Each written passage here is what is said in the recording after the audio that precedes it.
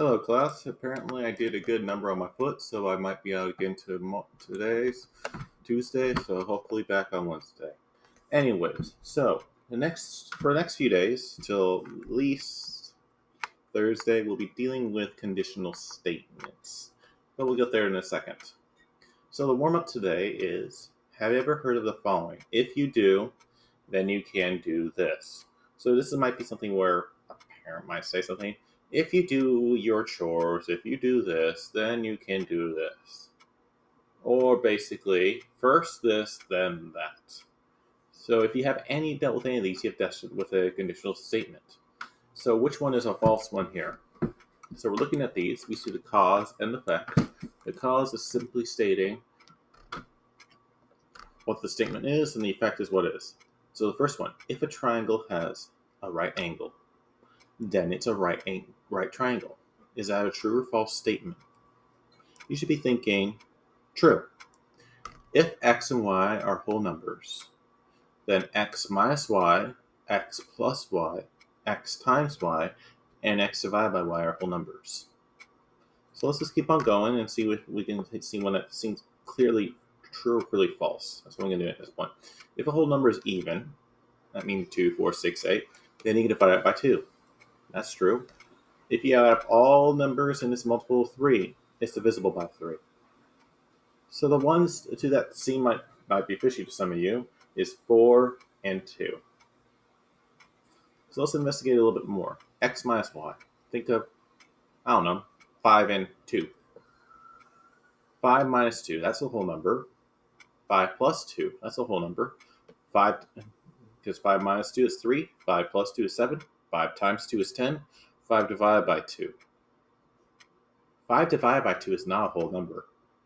So if we got rid of this one right here, the x divided by y, this would be a true statement. As for the sum of 3, just think of some examples. 18 is 1 plus 9. 9 is divisible by 3. 123. 1 plus 2 plus 3 is 6. 3 divides 12 4 times. 3 divides 3 once, 41. So this is also a true statement. We've talked about this in the past. All right?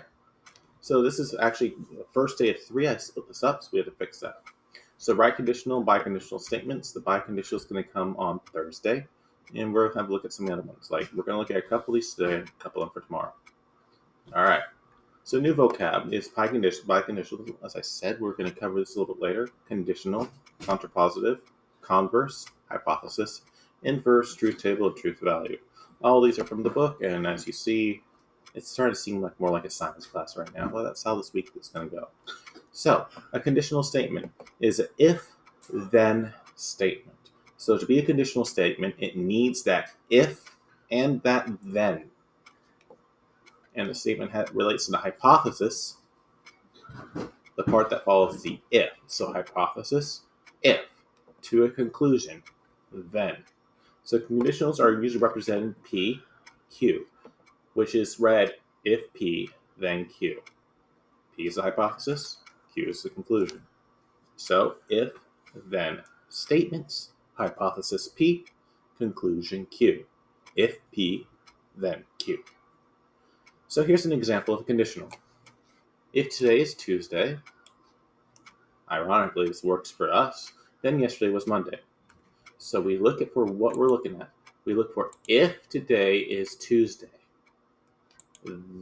That's our first statement. That's our hypothesis. Then yesterday was Monday. So drag goes right on down. We have if today was Tuesday, then yesterday was Monday. So our hypothesis is today is Tuesday. That's the statement we're making. And the conclusion was yesterday was Monday. Pretty easy to realize what's going on here. If today is Tuesday, we conclude yesterday was Monday. So our idea or our thought is today is Tuesday, and we conclude yesterday was Monday. That's all we're doing for this. Some may be harder to see. You can register to vote if you're at least 18 years old. So we see that if right there. You are at least 18 years old. Even though the then's not there, the then is implied, you can register to vote. Normally you want the if-then statements, but sometimes it can be a little bit more tricky to see. An equilateral triangle must have three congruent sides. What must have three congruent sides? An equilateral triangle. So we can actually write these as conditional statements for the triangle statement. So if we have that as a triangle statement, we have a couple of things we can look at. If a triangle is equilateral, then it has three congruent sides. There's a couple other ways we can look at this, but in general, that's the idea is if a triangle is equilateral, then it has three congruent sides. So we might be given a phrase or statement, and then you have to turn it into that. So you want to find what implies a conclusion, what implies a hypothesis. So give it a go, identify, and write if necessary. If you can have free time if you do your work. So this should be the general rule of thumb. There's some people in one of the periods. You know who you are. There's a particular corner that I'm going to completely separate when I get back. When I do the scene chart, you know who you are, and you know what period it is later in the day. So go ahead and give it a go. So notice that we have that if there. That automatically, if we see an if, think hypothesis. So the other part would be the then. So you do your work, you can have free time. So the conditional statement would be if you do your work, then you can have free time. Very simple. So once you find that little flag, it pretty much folds itself up nicely. All right, let's keep on going. So for the next one, write a conditional statement that there are at least two. A polygon contains four congruent sides. Is that square? So the first one, if the shape is a square, then it's a polygon of four congruent sides. So notice with this one, we went with the fact that it's a square first. Then we went over here. But then you can notice that the other one we could have come up with was if it's a polygon of four congruent sides, we start with the four congruent sides aspect, then it's a square. So you just have to pick apart which one you want to use first, since both are true in this case, all right? So it just depends on which one you want to deal with first, and we'll see why this is the case later on, all right? So a truth value and truth table, this is something that's like talked about, and you can usually use it to verify you have a statement that's true or not, things like that. This why you want to verify it's true or not. It helps with the conditional, helps you make a true conditional, helps with things like that. So this part I pulled from the book, and we'll see what here. But a truth table is a statement true T or false F, according to whether the statement is true or false. So it lists all the possible combinations of the two statements. So example of a truth table. If a quadrilateral has two pairs of congruent angles, then it's a parallelogram. So sometimes you have to delve a little bit deeper, because so far this seems like it might be true. But are there any quads with sides that are congruent that are not parallelograms? So we're looking at the if statement. That's the hypothesis. We have two truths.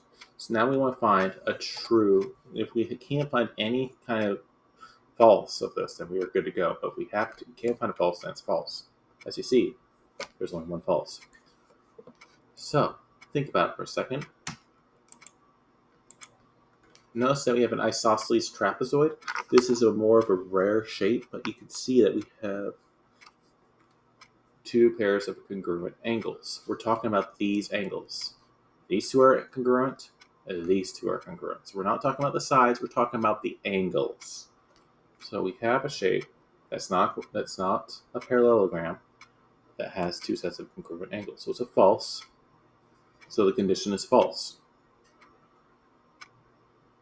Here's one. If a number is even, then it's divisible by 2. So if a number is even, divisible by 2. Are there even numbers not divisible by 2 is the question. So we're looking at the hypothesis. Numbers even, then it's divisible by 2. Since there's no number that's not there, since there exists even numbers, that's part of math. That was true. And then it's divisible by 2. If it's even, it has to be divisible by 2. That's part of being even. So it's only true. So we have a conditional true statement. So, as you see, we have a bunch of these. The only one we're really going to work on today is the converse. It reverses hypothesis and the conclusion. So notice how we have P implies Q. We're then going to switch to if Q implies P. So we're just switching those around and seeing if we still have a true statement. The rest of these we're going to look at a little bit later. All right, so converse reverses hypothesis and conclusion of the conditional. If Q, then P. All right. So, as you see, I have it saved right at the top up here. So in case you need to write it down, it's still up here. So the converse is the converse of the following statement true. If you have a Snapchat app, then you have a smart device. Well, a lot of people have Snapchat apps, so we want to look at the converse right now. So the conditional is true. If you have a Snapchat app, you have to have a smart device because it's an app for a smart device. So the conditional is true. The first one is.